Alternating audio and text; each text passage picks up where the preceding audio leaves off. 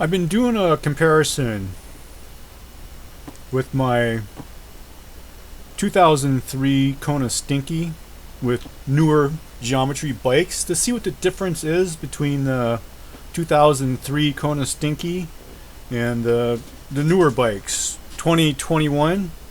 They're all 27.5 inch wheel mountain bikes and they're all dual suspension. The Marin Rift 27, I've highlighted critical points of the geometry that I'm interested in these bikes with a red dot.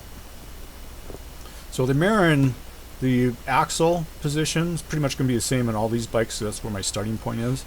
And then the top of the head tube and the seat post position. The bottom bracket's a little further back and a little bit lower, and further back on the back axle.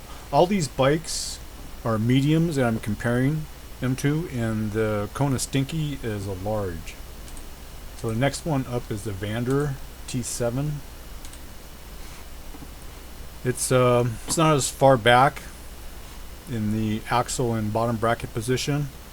Bottom bracket's a little bit lower and a little bit further back. The angle of the head tube is pretty much identical, and position of the seat tube when it comes to its angle, it's pretty close to being identical also. Next one is the Vitus Mythique. It's almost identical in three positions. Well, the front axle, so start point, the head tube angle, the seat tube. The angle of the seat tube is a little bit different, but the location's almost identical. The bottom bracket's a little further back than most, and the rear axle is also. The bottom bracket's a tiny bit lower. And then the Hal Boost. It's almost identical in almost all positions except for the bottom bracket's a little bit lower, a little bit further back. If actually it's lower than a lot of the other ones, and it's a little bit further back.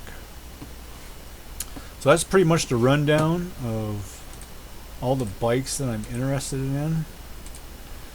And the geometry hasn't changed too much in the 3 points.